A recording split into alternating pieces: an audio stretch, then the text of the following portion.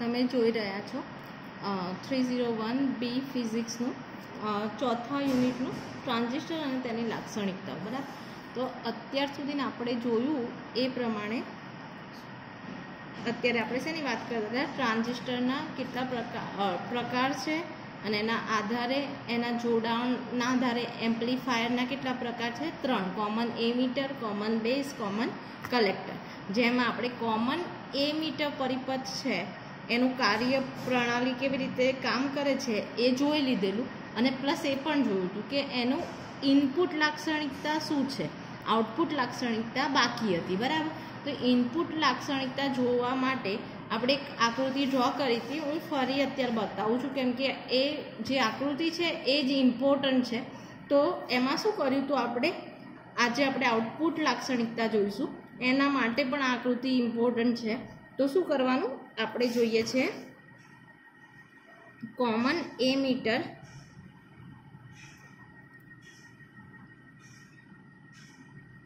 Amplifier ની અત્યારે આપણે ઇનપુટ ને આઉટપુટ લાક્ષણિકતા, બરાબર ને?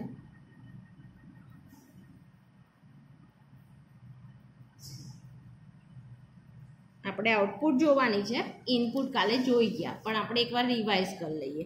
તો શું હોય ભાઈ? તો પહેલાં તો આપણે કોમન એમીટર પરિપથ ડ્રો કરવો પડે, જેનો પૂરો પરિપથ છે ને એ આ આકૃતિ દ્વારા દર્શાવે.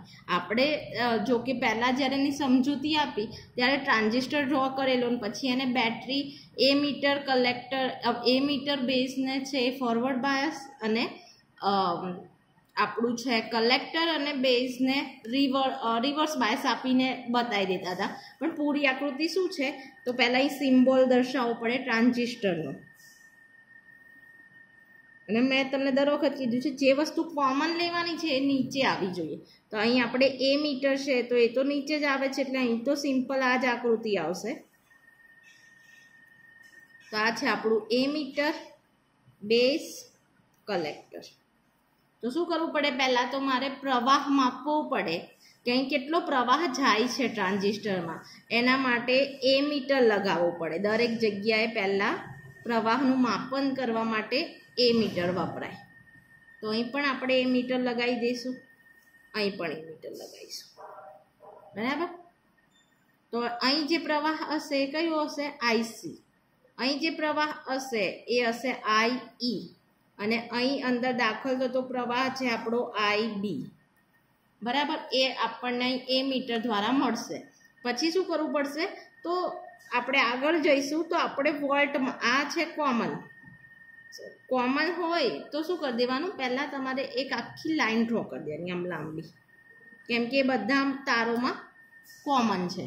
તો પછી અહીંથી આપણે આગળ ડ્રો કરીએ તો આને બેટરી સાથે જોડવા પહેલાં શેને સાથે જોડવું પડશે? અવરોધ સાથે. કેમ કે અવરોધનું કામ શું છે ભાઈ?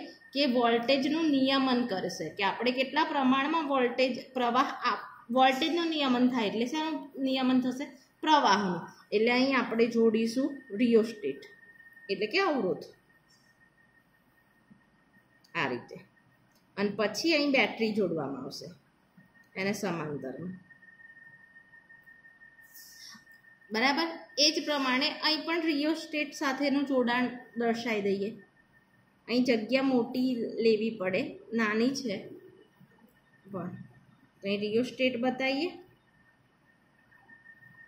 આને કહીએ R1. તો આ આપણો હતો R2, અને અહીં આપણે બેટરી જોડવી પડે, પછી રિયોસ્ટેટને સમાંતર અહીં.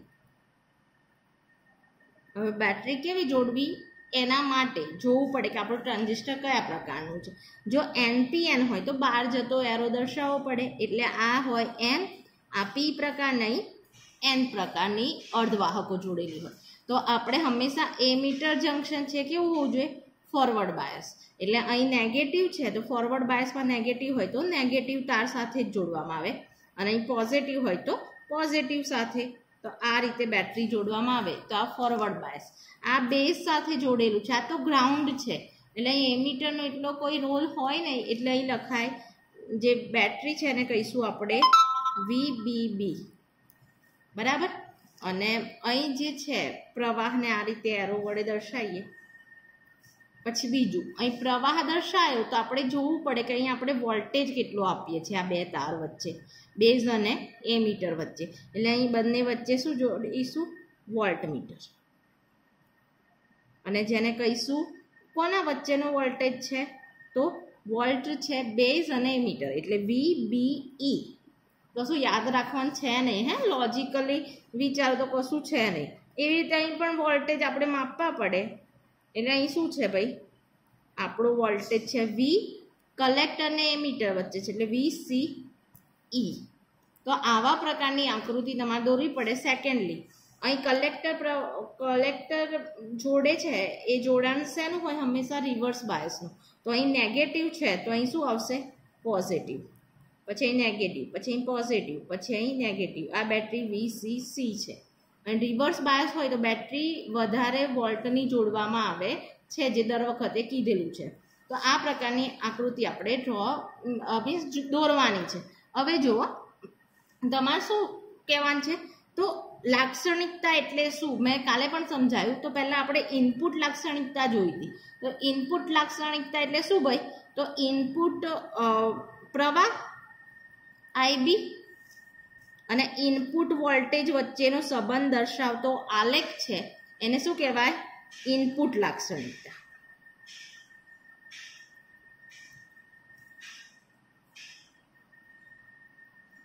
ઇનપુટ લાક્ષણિકતા કોને કહીશું ભાઈ? તો ઇનપુટ વોલ્ટેજ અને ઇનપુટ પ્રવાહ વચ્ચેનો સંબંધ દર્શાવતો આલેખ છે એને, બરાબર? તો શું એ માટે શું કરવામાં આવે છે? તો સૌ પ્રથમ આપણે આ બદલીશું, પણ આ પણ અચળ કરવું પડે, કેમ કે મારે આનો ચોખ્ખો સંબંધ દર્શાવવો હોય. હું સપોઝ આ બદલી દઈશ તો પણ આ બદલાઈ જશે, તો આનું મને પ્રોપર રિઝલ્ટ ના મળે. એટલે મારે સૌ પ્રથમ શું કરવામાં આવે? તો ઇનપુટ લાક્ષણિકતા કોને કહેવાય એની વ્યાખ્યા તમારે લખવાની. તો શું કહેવાનું? પહેલાં આઉટપુટ વોલ્ટેજના અચળ મૂલ્ય માટે ઇનપુટ લાક્ષણિકતા હોય તો પહેલાં આઉટપુટથી ચાલુ કરવાનું કે આઉટપુટ વોલ્ટેજના અચળ મૂલ્ય માટે ઇનપુટ વોલ્ટેજના મૂલ્યો બદલતા જઈ અને IB ને નોંધવામાં આવેલ છે. અને આપણને VBE વર્સિસ IB નો આલેખ મળે એને ઇનપુટ લાક્ષણિકતા કહીશું, બરાબર? કોમન એમીટર માટે. તો શું કરવામાં આવે છે? કાલે આપણે જોઈ ગયા કે રિયોસ્ટેટ R2 ની મદદથી પહેલાં VCE નું એક અચળ મૂલ્ય VCE બરાબર 0 વોલ્ટ રાખી અને પછી શું કરતા હતા આપણે? તો R1 ની મદદથી VBE ના અલગ અલગ મૂલ્યો માટે IB નોંધવામાં આવતો હતો. પછી ફરી શું કર્યું? તો પછી ફરી કર્યું કે ફરી R2 ની મદદથી VCE નું બીજું મૂલ્ય લીધું.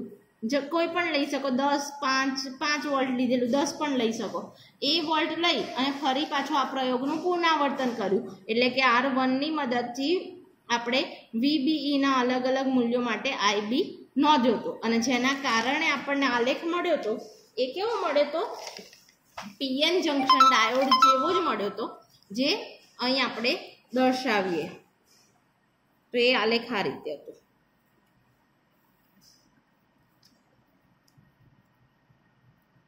અહીં શું હશે ભાઈ? વોલ્ટેજ VBE અને ઇનપુટ પ્રવાહ છે આપણો IB. આ ઇનપુટ VBE અને પ્રવાહ છે IB. આ આપણને IB પ્રવાહ કેટલામાં મળે છે ભાઈ? માઇક્રો એમ્પિયરમાં. અને આ છે તો વોલ્ટમાં. અને અહીં જે મૂલ્ય હોય એ અહીં તમે લેવાના હોય 0.2 લઈ શકો, પોઈન્ટમાં લેવાના. કેમ? કારણ કે 0.6 આપણે દર્શાવવું છે કે 0.6 પછી શું થઈ જાય? આપણો સિલિકા માટે બ્રેક ડાઉન સ્થિતિ છે એને પાર કરીને વોલ્ટેજમાં એક વધારો થાય છે એ બતાવવા માટે આપણે અહીં પોઈન્ટમાં રિઝલ્ટ લઈએ છીએ. આ 4, અહીં 0.6, 0.8, પછી અહીં આ છે માઇક્રોમાં છે એટલે એને વેલ્યુ થોડી મોટી લેવાની, જેમ કે 100 માઇક્રો એમ્પિયર. અહીં છે 200,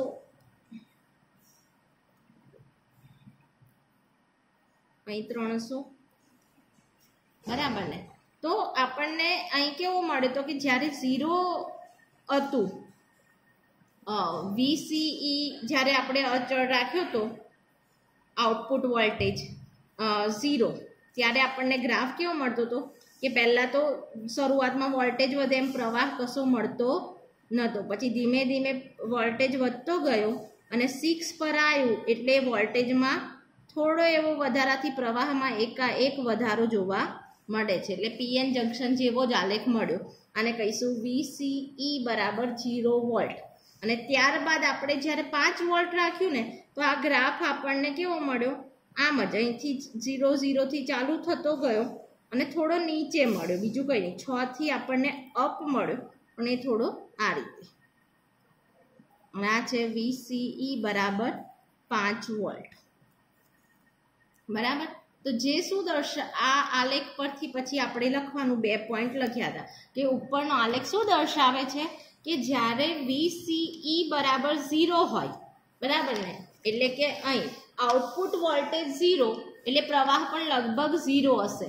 અને એ સ્થિતિમાં આ જે છે ને આપણું રિવર્સ બાયસ વાળું છે એ કાર્યરત હશે નહીં આ ભાગ, એટલે ખાલી આપણને એક જ ડાયોડ PN જંક્શન ડાયોડ આ P ને આ N, તો અહીં PN જંક્શન ડાયોડ કેવું કાર્ય કરે એવું જ કાર્ય અથવા એવી જ લાક્ષણિકતા છે એ આપણને આલેખમાં જોવા મળશે. તો પહેલો પોઈન્ટ કે જ્યારે આપણે આઉટપુટ વોલ્ટેજ 0 કરીએ છીએ ત્યારે આપણને VBE વર્સિસ IB નો આલેખ એ PN જંક્શન ડાયોડ જેવો જ જોવા મળે છે. અને સેકન્ડ પોઈન્ટ કે જ્યારે આપણે VCE બરાબર 5 વોલ્ટ લઈએ છીએ ત્યારે શું જોવા મળે છે તો બેઝ પ્રવાહ છે એમાં ઘટાડો જોવા મળે. જો બેઝ પ્રવાહ અહીં આટલે જેમ કે આટલા જ વોલ્ટે અહીં મળી જતું હતું, જેમ કે અહીં છે જો 0.6 આટલા વોલ્ટેજ અહીં પ્રવાહ આટલો મળતો હતો અને અહીં શું થયું આટલા જ વોલ્ટેજે પ્રવાહ કેટલો મળ્યો, થોડો નીચે મળ્યો, ઓછો મળ્યો. જોયો અહીં માટે આ પ્રવાહ ઓછો છે ને અહીં વધારે છે, એટલે અહીં શું ખબર પડે જેમ આપણે આઉટપુટ વોલ્ટેજનું મૂલ્ય વધે છે એમ બેઝ પ્રવાહ છે એ આપણને ઓછો મળે છે. કેમ ઓછો મળે છે?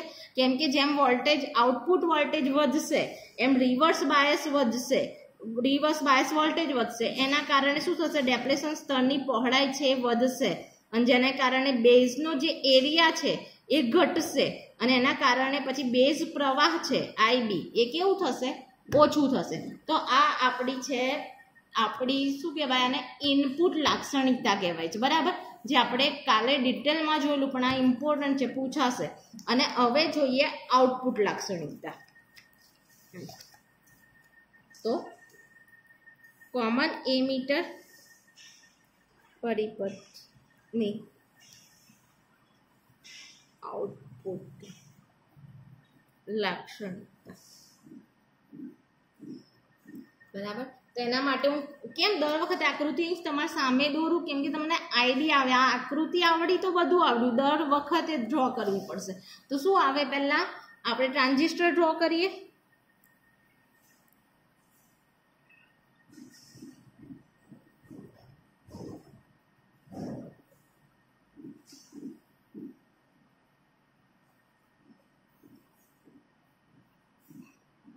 આ એમીટર, અહીં કલેક્ટર, બેઝ, અહીં માપવા માટે શું કરવું પડે, એમીટર લગાવવા પડે.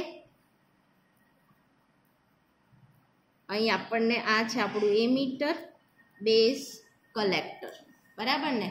અને અહીં જે પ્રવાહ મળશે IB, અહીં મળશે IE, આપણે ચેક કરીશું ને અહીં મળશે IC, આમ પ્રવાહ મળશે. હવે જો આપણે ખબર છે કે આ છે ને IE જે પ્રવાહ મળે છે કયા છે, મિલી એમ્પિયરના ક્રમનો. તો એ મિલી એમ્પિયરના ક્રમનું આપણે એમીટર લગાવીશું, પણ બેઝ પ્રવાહ બહુ ઓછો મળે છે જે છે માઇક્રો એમ્પિયર. તો એ માઇક્રો એમ્પિયરનું એમીટર લગાવવામાં આવે છે. તમે આવી ડિટેલ લખો ને તો આકૃતિ પરથી જ ખબર પડી જાય કે તમે આ થિયરી બહુ સારી રીતે સમજ્યા છો. તો હવે જુઓ ફરી, તો આપણે તો ચલો આ ટ્રાન્ઝિસ્ટર છે એના પ્રવાહ માપી લીધા. પછી આપણને ખબર છે કે એમીટર કોમન છે, તો શું કરવાનું, અહીંથી લાઈન ડ્રો કરી ને આડી લાઈન છેક સુધી ખેંચી લેવાની. આકૃતિ ડ્રો કરવા. પછી શું કરવું પડે મારે? તો અહીંથી બેટરીને જોડાણ કરવું છે, તો બેટરીને કંટ્રોલ અહીં વોલ્ટેજ કંટ્રોલ કરવા માટે મારે શું કરવું પડે? અવરોધ જોડવો પડે. અને એટલે અહીં અવરોધ જોડીશું. અને એ પહેલાં અહીં જેમ પ્રવાહ નોંધ્યો એમ મારે બે તાર વચ્ચે શું નોંધવું પડે કે આ બંને વચ્ચે વિદ્યુત સ્થિતિમાનનો તફાવત કેટલો છે. એટલે અહીં આ બંને તારને જોડતો વોલ્ટમીટર જોડવામાં આવે. બરાબર ને? એ જ રીતે અહીં પણ બે તારને જોડતું વોલ્ટમીટર જોડવામાં આવે. બંને બાજુ સરખું જ થાય. આ જે વોલ્ટ છે, વોલ્ટને શું કહીશું આપણે? બેઝ એ મીટર, એટલે VBE. જ્યારે અહીં છે એ છે વી. બુકમાં થોડું ગોળ ગોળ આપ્યું છે, પણ અહીં આ જ રીતે લખવાનું. બરાબર? કોઈકમાં ભૂલ છે પ્રિન્ટિંગ. અને અહીં છે CE, કલેક્ટર ને એ મીટર વચ્ચેનો વોલ્ટેજ.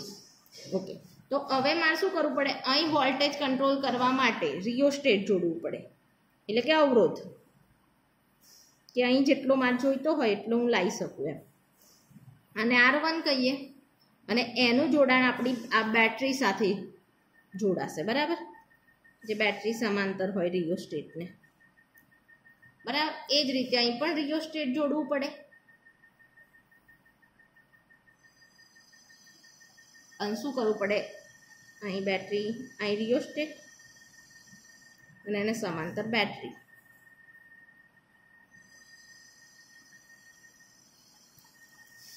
અહીં એ મીટર સાથે હંમેશા ફોરવર્ડ બાયસ બેટરી આવશે, એટલે આ છે NPN બહાર જતું. આ નેગેટિવ છે એટલે અહીં આવશે નેગેટિવ, ફોરવર્ડ બાયસ એટલે. અને પોઝિટિવ તો પોઝિટિવ. આ છે આપણું બેટરી છે બેઝ સાથે જોડેલી VBB બેટરી. અને અહીં છે રિવર્સ બાયસ. આ નેગેટિવ છે તો અહીં શું આવશે? રિવર્સ બાયસમાં પોઝિટિવ, પછી નેગેટિવ, પોઝિટિવ ને પછી નેગેટિવ. આ બેટરીને આપણે શું કહીશું? VCC battery. બરાબર ને? અને આ રિયોસ્ટેટને આપણે R2 કહીએ સપોઝ, અને આ છે આપણું R1. તો આપણે આવું જોતા હતા. હવે આઉટપુટ લાક્ષણિકતામાં શું થશે? ઇનપુટ લાક્ષણિકતામાં શું હતું ભાઈ? તો ઇનપુટ પ્રવાહ વર્સિસ ઇનપુટ વોલ્ટેજનો જે ગ્રાફ દોરતા હતા એને આપણે કહેતા હતા કે ઇનપુટ લાક્ષણિકતા. તો એવું જ આઉટપુટ લાક્ષણિકતામાં શું હશે ભાઈ? તો આઉટપુટ પ્રવાહ IC વિરુદ્ધ કોનો? ICE નો આલેખ જે ડ્રો કરીશું એને શું કહીશું આપણે? આઉટપુટ લાક્ષણિકતા. બરાબર? તો એના માટે આપણે પેલું ઇનપુટ લાક્ષણિકતા માટે પહેલા શું કરેલું? આઉટપુટ વોલ્ટેજને અચળ કર્યા હતા. પછી આ બંનેને બદલતા જઈને આ માપ્યું હતું. એવું અહીં શું કરવામાં આવે? તો આઉટપુટ લાક્ષણિકતામાં વોલ્ટેજને નથી અચળ રાખતા, પણ શેને રાખીએ? ઇનપુટ પ્રવાહને અચળ રાખીએ છીએ. તો ભાઈ આઉટપુટ જેમ કે ઇનપુટ લાક્ષણિકતાની વ્યાખ્યા શું હતી? તો આઉટપુટ વોલ્ટેજને અચળ રાખી ઇનપુટ વોલ્ટેજ બદલતા જઈ અને ઇનપુટ પ્રવાહ માપવામાં આવે છે. જ્યારે આઉટપુટ લાક્ષણિકતામાં શું? એવું જ, પણ શું કરવામાં આવે? તો પહેલાં આઉટપુટ લાક્ષણિકતા છે એટલે ઇનપુટથી ચાલુ થાય. તો ઇનપુટ પ્રવાહને અચળ રાખી અને આપણે શું કરીશું? આઉટપુટ વોલ્ટેજ બદલતા જઈ અને આઉટપુટ પ્રવાહ માપવામાં આવે છે. અને આપણે પછી IC વિરુદ્ધ VCE નો આલેખ ડ્રો કરીશું. તો ચલો અહીં પહેલાં તમારે શું કરવાનું? આઉટપુટ લાક્ષણિકતાની વ્યાખ્યા લખવાની.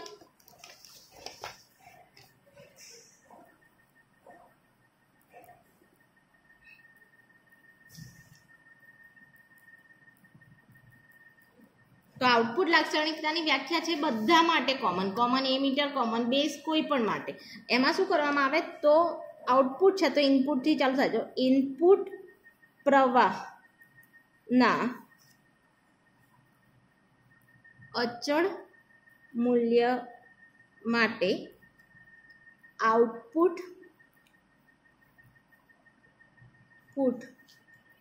વોલ્ટેજ બદલતા જઈ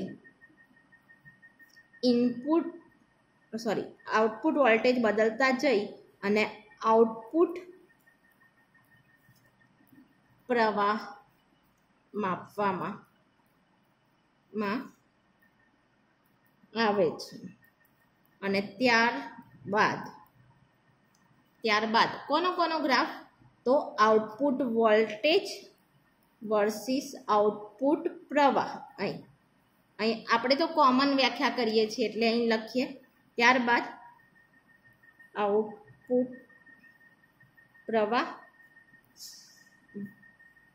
વર્સિસ આઉટપુટ વોલ્ટેજનો આલેખ દોરીએ તેને આઉટપુટ લાક્ષણિકતા કહેવાય.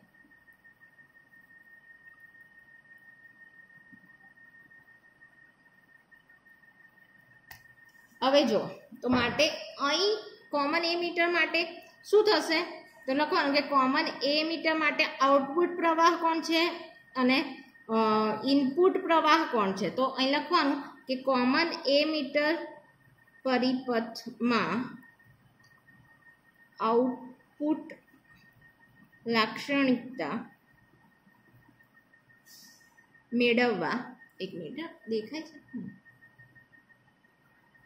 મેળવવા શું કરવામાં આવે? તો સૌ પ્રથમ શું કરીશું આપણે? તો R1 ની મદદથી આપણે IB ને શું કરીશું? અચળ રાખીશું. તો સૌ પ્રથમ R2 અવરોધની મદદથી આપણે IB ના એક અચળ મૂલ્ય માટે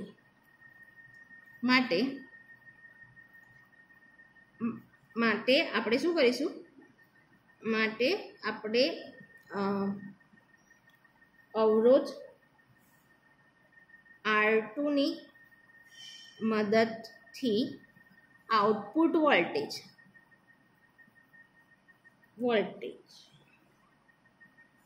જે છે આપણો VCE ના અલગ અલગ મૂલ્યો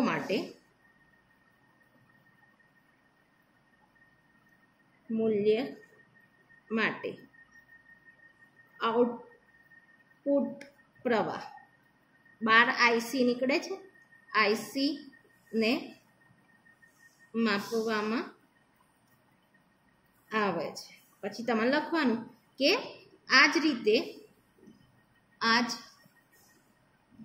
પ્રમાણે IB ના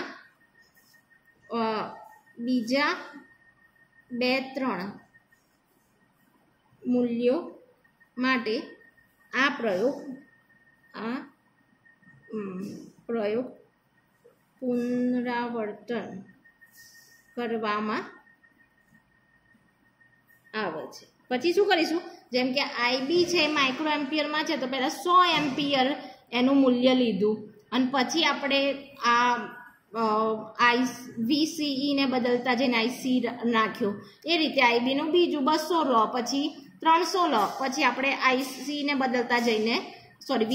બદલતા જઈને IC નોંધીએ છીએ. એ આખો ગ્રાફ છે એને શું કહીશું? આઉટપુટ લાક્ષણિકતા. તો એનો ગ્રાફ કેવી રીતે આવે છે? ગ્રાફ બહુ ઇમ્પોર્ટન્ટ છે. તો જો અહીં આપણે ડ્રો કરીએ.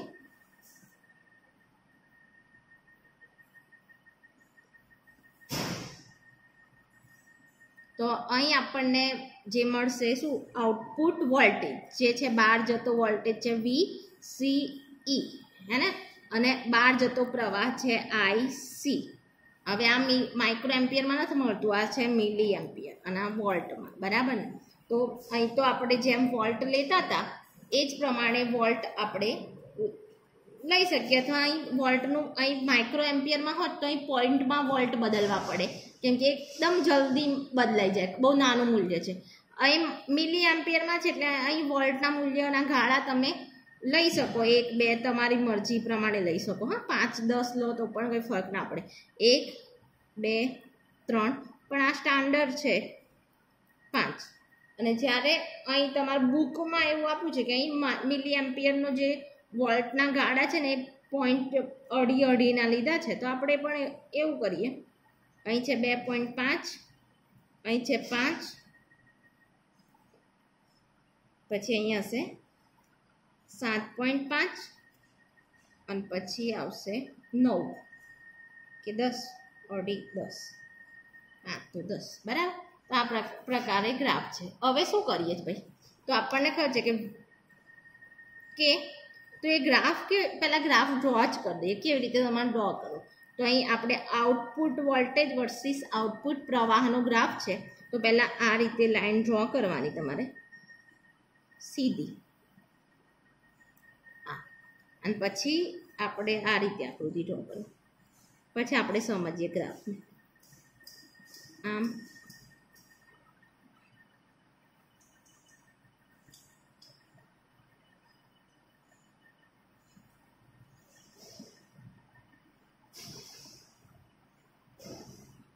બરાબર આવો ગ્રાફ મળે છે. હજુ એક દોરવો હોય તો હવે આ જે લાઈનો છે આટલી બધી કેમ છે, તો આપણે પહેલા શું કર્યું, આઈબી નું એક તો ઇનપુટ પ્રવાહ આઈબી બરાબર, એના પહેલા મૂલ્ય માટે આપણે વીસીઈ બદલતા ગયા. તો આઈમાં આવો ફેરફાર, પહેલા જેમ વીસીઈ બદલાવું એમ પેલું વધતું ગયું એક મૂલ્ય માટે. પછી એક મૂલ્ય પછી જેવો વોલ્ટેજ એક પછી વધવા લાગ્યો એમ પ્રવાહમાં કોઈ ફેરફાર દેખાતો નથી. એ જ રીતે અહીં પછી બીજું એક આઈબીનું બીજું મૂલ્ય અચળ રાખ્યું તો આ ગ્રાફ થોડો ઉપર પણ આના પ્રમાણ આવો જ મળ્યો. એ જ રીતે અહીં આઈબી બરાબર 3 મૂલ્ય માટે આઈબી બરાબર 4 ને આઈબી બરાબર 5 મૂલ્ય માટે છે. આ માઇક્રો એમ્પિયરમાં છે. તો પહેલાં સપોઝ આપણે અહીં આઈબી 0 રાખ્યો તો અંદરથી પ્રવાહ છે એ જતો જ નહોતો, ત્યારે આપણને આવો ગ્રાફ મળ્યો, આ 0 માઇક્રો એમ્પિયર. પછી આ સપોઝ હોય તમારે 50 માઇક્રો 100 લઈ લો, 100 માઇક્રો એમ્પિયર, 200, 300 અને 400. પણ આ 200, 300, 400 ઇમ્પોર્ટન્ટ નહીં, માઇક્રો એમ્પિયર લખવું ઇમ્પોર્ટન્ટ છે બરાબર ને. હવે જો તો આ જે ગ્રાફને પહેલાં તમારે સમજાવવું પડે. તો આ એમ લખવાનું કે ઉપર દર્શાવેલો ગ્રાફ છે એ શું દર્શાવે છે, તો કોમન એમીટર પરિપથની આઉટપુટ લાક્ષણિકતા બરાબર. અને પછી ગ્રાફને સમજાવવું પડે. તો અહીં લખવાનું કે ગ્રાફમાં 3 ભાગો છે. તો પહેલો ભાગ છે આ જે ભાગ છે અને અહીં એ દો.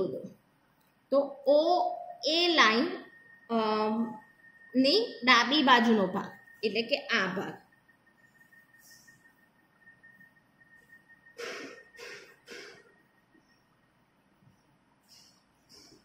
બરાબર. એ ભાગને સંતૃપ્ત વિસ્તાર કહેવામાં આવે છે.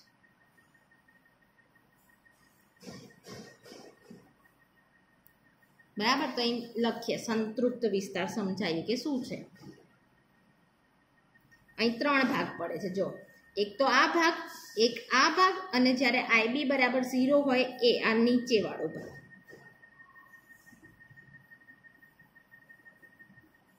એટલે સંતૃપ્ત વિસ્તાર વિશે જ સમજીએ.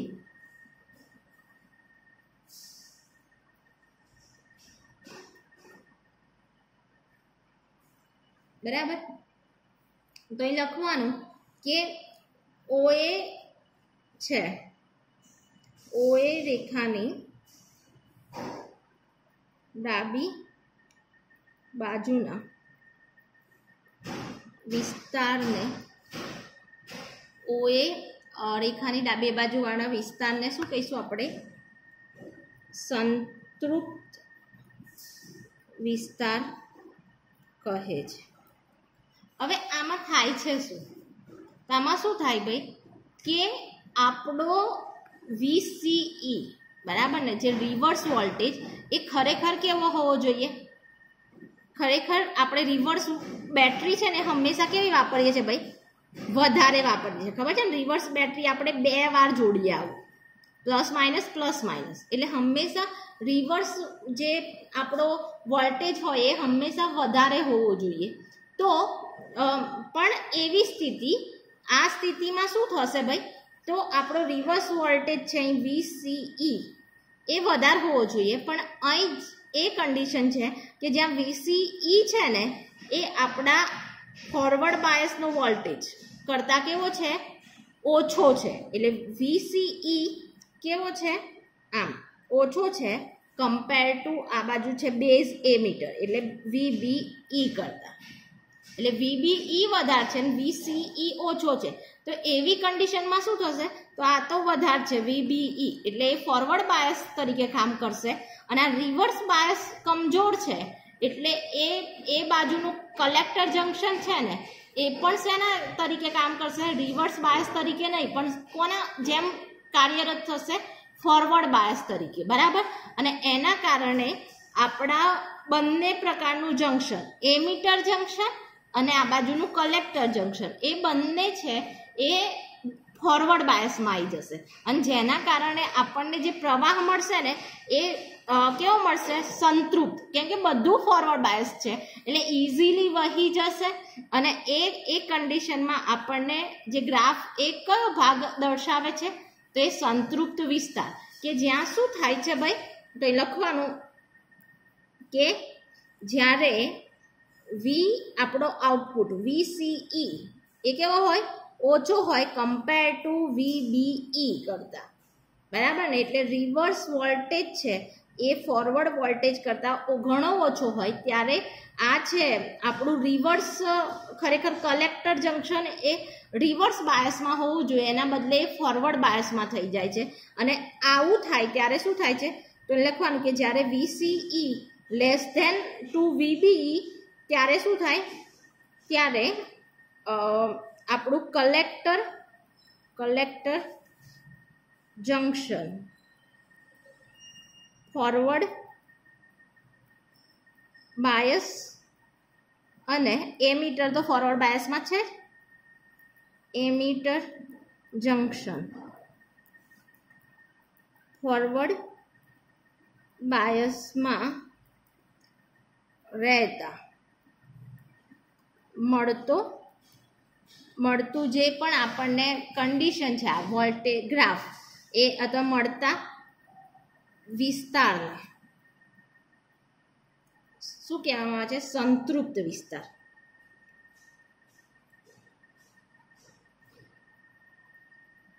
બધું પોઝિટિવ છે, જો પેલું બી ફોરવર્ડ બાયસ, પેલું બી ફોરવર્ડ, એટલે આપણને વ્યવસ્થિત ભાગ જે મળ્યો એને કહેવાય સંતૃપ્ત વિસ્તાર, બરાબર. કે જ્યાં આપણો અહીં સંતૃપ્ત વિસ્તારમાં શું છે કે જેમ જેમ વોલ્ટેજ વધે છે એમ પ્રવાહ વધે છે.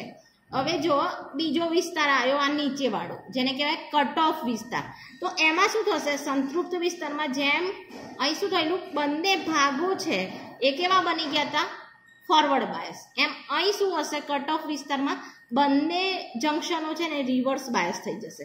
તો આ જે વિસ્તાર છે એને શું કહીશું આપણે, કટ ઓફ વિસ્તાર. આપણે કટ ઓફ વિસ્તાર જોઈએ અહીં વ્યાખ્યા. તો કટ ઓફ વિસ્તાર ક્યારે મળે, જોઈએ તો કટ ઓફ વિસ્તાર ક્યારે મળે છે, જ્યારે આપણે IB બરાબર 0 એમ્પિયર માઇક્રો એમ્પિયર પ્રવાહ આપ્યો એની નીચેનો વિસ્તાર છે આ, એને આપણે કટ ઓફ વિસ્તાર કહીએ. કયો, જ્યારે આપણે અંદરથી દાખલ કરેલો પ્રવાહ IB એ જ 0 હોય છે ત્યારે શું થશે ભાઈ, તો ત્યારે શું થશે, ઊંધું થશે કે હવે IB 0 આપી દઈશું આપણે તો અહીંથી કોઈ પ્રવાહ વહે નહીં. એટલે આ પ્રવાહ ક્યારે 0 હોય, જ્યારે અહીં વોલ્ટેજ હોય ને એ 0 હોય ત્યારે. તો અહીં IB 0 હશે ને ત્યારે અહીં આપણું એમીટર બેઝ જંક્શન છે ફોરવર્ડ બાયસમાં થશે નહીં અને એ વખતે શું થશે, VCE તો સ્ટ્રોંગ બેટરી સાથે રિવર્સ બાયસમાં છે જ, જેના કારણે અહીં શું થશે ભાઈ, આ બધું નકામું થઈ જશે. એટલે આ અને આ એ બંને ગાળાઓ છે એ કેવા વર્તશે, જેમ કે આ છે એ આ માઇનસ છે પ્લસ સાથે જોડાયેલું છે એટલે આ પણ રિવર્સ બાયસમાં જશે અને આ પણ રિવર્સ બાયસમાં થશે, કેમ કે અહીં IB પ્રવાહ છે એ 0 છે અને જેના કારણે આપણને જે ગ્રાફ મળે છે એ કેવો મળે છે, નીચે કે વોલ્ટેજ વધીશું તો પણ આપણને પ્રવાહ છે લગભગ 0 મળશે, બહુ વધારે મળશે નહીં. એ ના નીચેનો જે વિસ્તાર છે એને કટ ઓફ વિસ્તાર કહેવાય. તો લખીએ કટ ઓફ વિસ્તાર વિશે.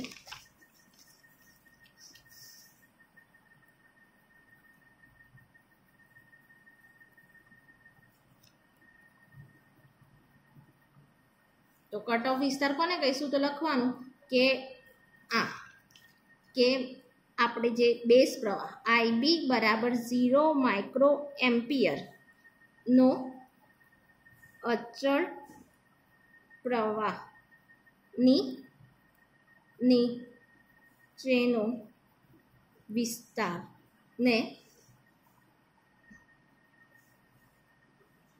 કટ ઓફ વિસ્તાર કહેવામાં આવે છે. આ સ્થિતિમાં શું થાય છે? તો લખવાનું આ સ્થિતિમાં જ્યારે આપણો ઇનપુટ પ્રવાહ જે છે IB બરાબર ને, અંદર જતો પ્રવાહ, તો IB બરાબર 0 માઇક્રો એમ્પિયર હોય છે ત્યારે આપણું એમીટર જંકશન જે ફોરવર્ડ બાયસમાં હોવું જોઈએ પણ એ પણ શેમાં મળે છે? રિવર્સ બાયસમાં. ત્યારે આપણું એમીટર જંકશન અને કલેક્ટર જંકશન એ VCC બેટરીની અસરમાં રિવર્સ બાયસ સ્થિતિમાં રહે છે અને તે વિસ્તારને શું કહેવામાં આવે છે? કટ ઓફ વિસ્તાર કહે છે.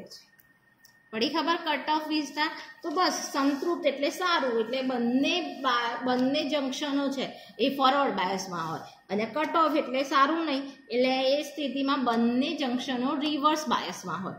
અને આપણું જ્યારે એમ્પ્લીફાયર કે કોઈ પણ ટ્રાન્ઝિસ્ટર ક્યારે કાર્ય કરે? ત્યારે જ કાર્ય કરે જ્યારે આપણો એમીટર ફોરવર્ડ બાયસમાં હોય અને કલેક્ટર રિવર્સ બાયસમાં હોય, ત્યારે જ આપણું કાર્ય થાય છે. તો આ વિસ્તાર છે ને વચ્ચેવાળો, આ એને શું કહેવામાં આવે છે? કાર્યશીલ વિસ્તાર.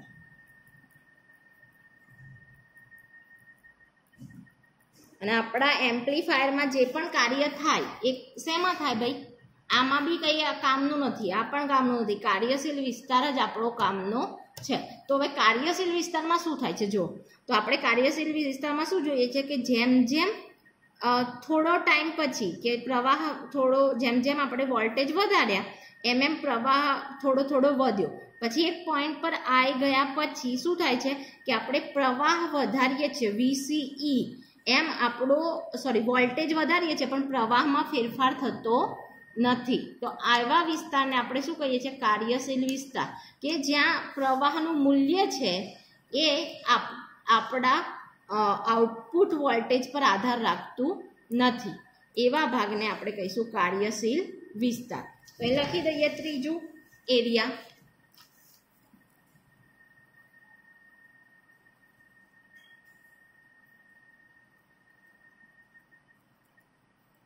તો લખવાનું કે જે ત્રીજો વિસ્તાર છે,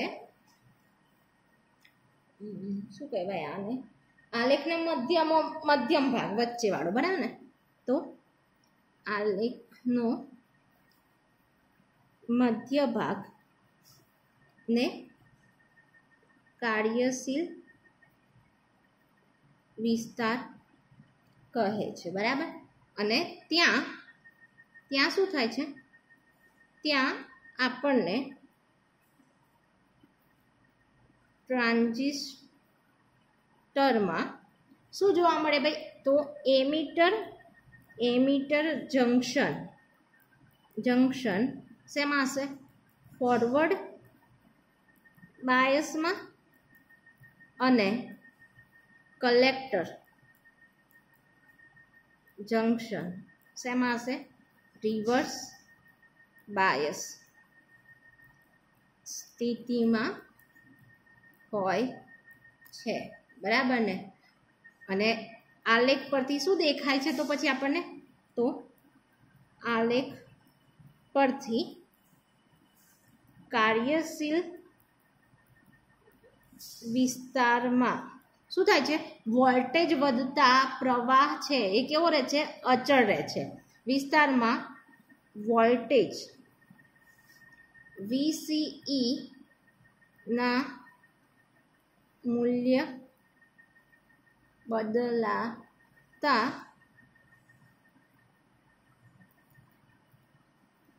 શું થાય છે? આપણો IC કેવો રહે છે?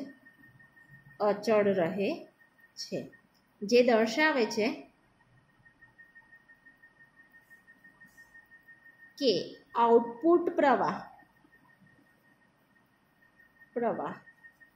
એ આઉટપુટ વોલ્ટેજ પર આધાર રાખતું નથી. બરાબર. તો આ આપણી થઈ ગઈ આઉટપુટ લાક્ષણિકતા. ખબર પડી? તો તમારે પૂછાશે કદાચ 7 માર્ક્સમાં શું પૂછાય કે કોમન એમીટર પરિપથ ડ્રો કરો, એની કાર્ય પદ્ધતિ લખી અને ઇનપુટ લાક્ષણિકતા અને આઉટપુટ લાક્ષણિકતા દર્શાવો. તો પછી આ આઉટપુટ લાક્ષણિકતામાં શું કરીએ છીએ? તો ભાઈ આપણે આખો દિવસ નહીં કેવું, કહી દીધું છે કે ભાઈ IB ઇનપુટ પ્રવાહ અચળ રાખી અને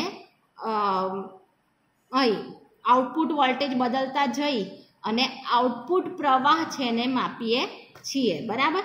અને એટલે એવું છે પ્રક્રિયામાં આગળ વધીએ તો આપણને આવો આલેખ મળે. અને આ જે આલેખ છે પહેલાં એક લાઈન ડ્રો કરી દેવાની AO, પછી આમ દોડ્યા દેવાનું, પછી લખવાનું કે AOની ડાબી બાજુ જેને સંતૃપ્ત વિસ્તાર કહેવાય છે. અને સંતૃપ્ત વિસ્તારમાં શું થાય? તો બંને જંક્શનો છે એ આપણા કેવા થઈ જાય? ફોરવર્ડ બાયસમાં થાય છે. અને અહીં જે IBના નીચેનો ભાગ છે એ કટ ઓફ વિસ્તાર છે કે જ્યાં બંને જંક્શનો એમીટર જંક્શન અને કલેક્ટર જંક્શન એ કેવા થઈ જાય છે? ભાઈ અહીં IB 0 થઈ ગયો, એના કારણે રિવર્સ બાયસ સ્થિતિમાં આવે છે. અને લાસ્ટ છે મધ્યમાં ભાગ કે કાર્યશીલ વિસ્તાર કે જેમાં એમીટર છે એ forward bias, collector reverse bias, કે જેથી કરીને આપણે એમ્પ્લીફાયરમાં કાર્ય કરી શકીએ છીએ. અને તેમાં શું થાય છે કે વોલ્ટેજ વધવા છતાં, અહીં આઉટપુટ વોલ્ટેજ વધવા છતાં આપણો પ્રવાહ છે કેવો મળે છે? આપણને અચળ મળે છે. બરાબર ને? અને અહીં સંતૃપ્ત વિસ્તારમાં શું થાય છે ભાઈ કે આપણું રિવર્સ વોલ્ટેજ ખરેખર વધારે હોવો જોઈએ, કેમ કે આપણે બેટરી જ મોટી આપીએ છીએ. પણ અહીં ઊંધું થાય છે કે જ્યારે VC બહુ ઓછો હોય કમ્પેર ટુ VBE, ત્યારે શું થઈ જાય કે બંને વસ્તુ ફોરવર્ડ બાયસમાં જતી રહેતી હોય છે. બરાબર. તો આટલું તમને ખબર પડી હશે. વ્યવસ્થિત વાંચી અને લખીને તૈયાર રાખવાનું, 7 માર્કમાં પૂછાશે. બરાબર.